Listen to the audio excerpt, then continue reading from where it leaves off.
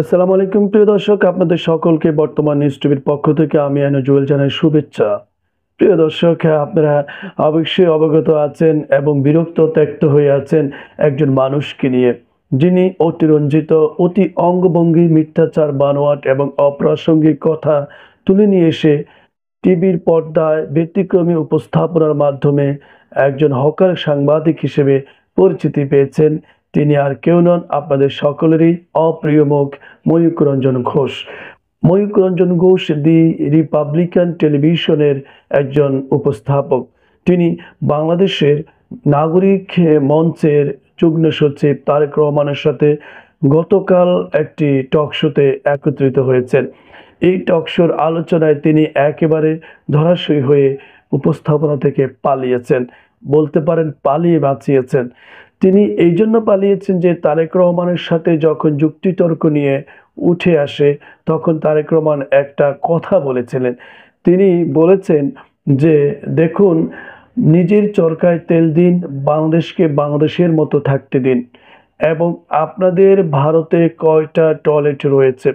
আমাদের সাধারণ একটা অফিস আদালত বা ফ্ল্যাট বাসায় ৩ থেকে ২টি অন্তত পক্ষে টয়লেট থাকে। আর সেখানে আপনাদের ৪-৫টা অফিসেও একটা টয়লেট খুঁজে পাওয়া যাবে না। তাহলে আপনারা এই ক্ষেত্রে সচেতন নয় কেন? এ কথা বলার পর ময়ূক রঞ্জন ঘোষ মুখ একেবারে লাল হয়ে ওঠে, লজ্জায় তিনি রঞ্জিত হয়ে ওঠেন। তারেক রহমান আরো কিছু কথা তুলে নিয়ে আসেন যে, আপনারা কেন শেখ হাসিনাকে ফেরত দিচ্ছেন না?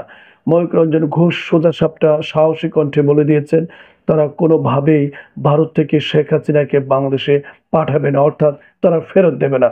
তখন তারেক রহমান বলেছেন, ঠিক আছে, আপনারা যেহেতু ফেরত পাঠাবেন না, তাহলে নরেন্দ্র মোদীর সাথে শেখ হাসিনার বিয়ে দিয়ে দিন।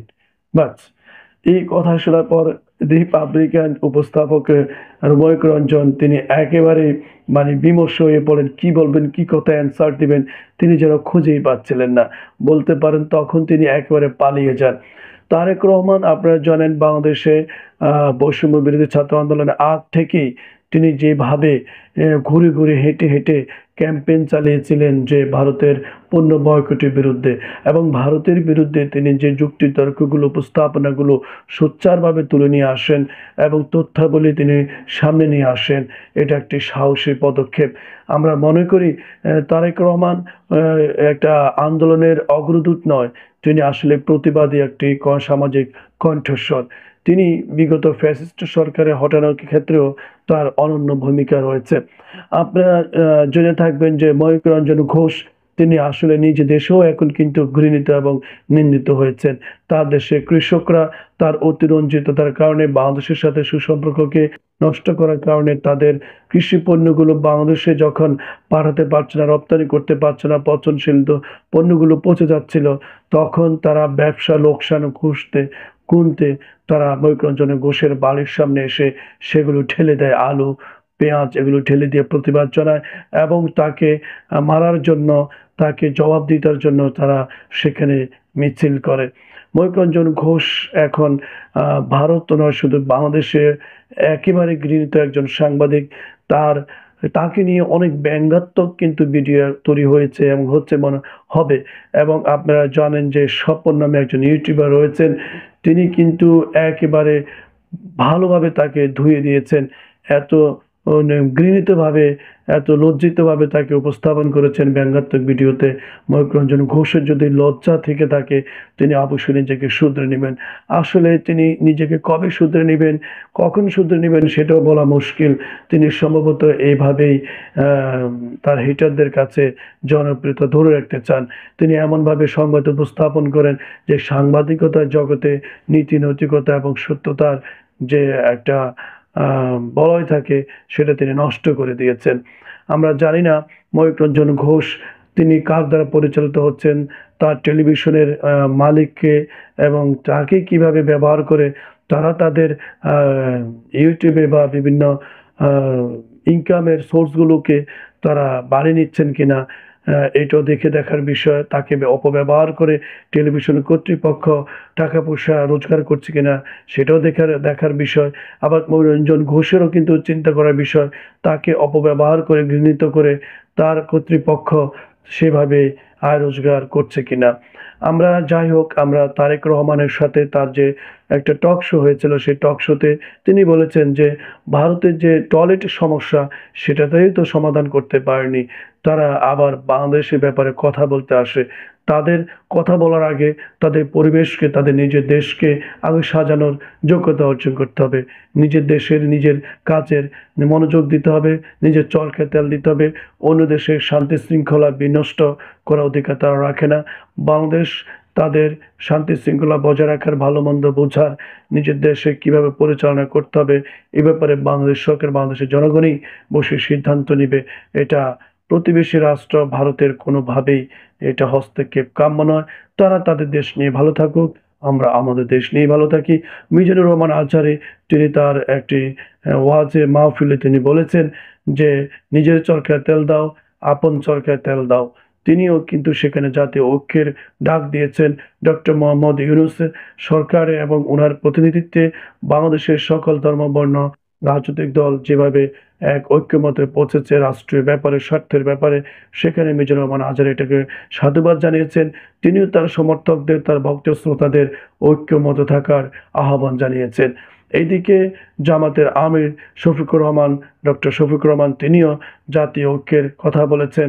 তিনিও বলছেন যে বাংলাদেশের সকল ইসলামী দলগুলো যদি এক ছায়াতলে থাকে, এক ঐক্যমত থাকে, তাহলে এই ঐক্যটা আরো বেশি মজবুত হবে। এবং অন্য জায়গায় কথা বলা হয়েছে, উঠেছে জামাত ইসলাম এবং বিএনপি যদি একসাথে থাকে, মিলেমিশে রাজনীতি করে ঐক্যমত ভিত্তিতে তারা দেশের স্বার্থে যদি সবসময় এক বিন্দুতে মিলিত হয়, তাহলে অবশ্যই দেশের শান্তি শৃঙ্খলা বজায় থাকবে, দেশের সার্বভৌমত্ব সুশৃঙ্খল থাকবে, শক্তিশালী হবে। এবং ভারতের মতো একটি রাষ্ট্র যারা দুই দলকে এবং বাংলাদেশের সকল রাজনৈতিক দলের মধ্যে পার্থক্য তৈরি করে দিয়ে এই যে সুযোগটা নিতে চায়, সেটা কিন্তু বন্ধ হবে। বাংলাদেশের সকল রাজনৈতিক দলগুলো যদি মিলেমিশে থাকে, নিজেদের মধ্যে যদি ঐক্যমত গড়ে তোলে, মজবুত থাকে, নিজেদের রাষ্ট্রের স্বার্থের ব্যাপারে যদি কাউকে সুযোগ না দেয়, তাহলে অবশ্যই বাইরের কোনো দেশ সেখানে না গোলাতে পারবে না। তারা কোনো প্রকারের সুযোগ পাবে না। তারা আপনা আপনিতেই নিজেদেরকে গুটিয়ে নেবে, অপপ্রচার এবং মিথ্যাচার থেকে নিজেদেরকে সরিয়ে নেবে। এবং তারা বাংলাদেশের বিরুদ্ধে যে ষড়যন্ত্রমূলক, কর্তৃত্বমূলক যে একটা দাদাগিরি দেখাতে চায়, সেখান থেকেও কিন্তু তারা পিছু হটবে। অবশ্যই তারা তখন একটা নিয়মের মধ্যে দিয়ে বাংলাদেশের সাথে সুসম্পর্ক গড়ার ব্যাপারে আগ্রহ এবং তাদের পররাষ্ট্রনীতির পরিবর্তন আনবে। আমরা জাতীয় নাগরিক ঐক্য পরিষদের তারেক রহমান সাহেবের কথাগুলোকে আমরা আসলে ভীষণভাবে উৎফুল্ল হই। তিনি অনেক সুন্দর গুছিয়ে কথা বলেন, উপস্থাপন করেন এবং তার উপস্থাপনা অনেক সুন্দর সাবলীল। তিনি আমার মনে হয় না কোনো কিছু অতিরঞ্জিত করে কথা বলেন। তিনি অনেক তথ্যাবলী সামনে নিয়ে আসেন এবং তার ভক্ত শ্রোতাদের তিনি একটা জায়গায় একটা বিশ্বস্ততা তৈরি করতে তিনি সক্ষম হয়েছেন। অন্যদিকে ওপার বাংলায় ময়ূক রঞ্জন ঘোষ, তিনি নিজেকে জানি না কবে শুধরাবেন, নিজেকে কবে অতিরঞ্জিত এবং মিথ্যা বানোয়াট থেকে সরে নিয়ে আসবেন। এর ফলে যে তার পাপ হচ্ছে কিনা তিনি সেই ব্যাপারে উপলব্ধি করছেন কিনা তিনি ভালো জানবেন। তবে তার বয়স সামনে যত আরো বাড়বে, যত আরো পরিপক্কতা আসবে, অবশ্যই একটা সময় অনুশোচনা তার মধ্যে তৈরি হবে। তিনি যা করছেন, যা করে যাচ্ছেন এবং তার টেলিভিশনের কর্তৃপক্ষের সহযোগিতায় জনগণের যে বাহবা পাওয়ার জন্য এবং তিনি পরিচিতি পাওয়ার জন্য, এটার জন্য অবশ্যই তিনি এই নেগেটিভ রোলের জন্য একসময় অনুশোচনা করবেন, এটা আমরা বিশ্বাস করি। আমরা সর্বশেষভাবে বলতে চাই, নিজের দেশকে ভালোবাসুন, নিজের দেশকে ভালোবাসার জন্য হৃদয়টাকে বড় করুন। ভালো থাকবেন, সুন্দর থাকবেন। বর্তমান নিউজ টিভি চ্যানেলের পাশে থাকবেন। সাবস্ক্রাইব এবং লাইক, কমেন্ট করে আমাদেরকে সহযোগিতা করবেন। ধন্যবাদ।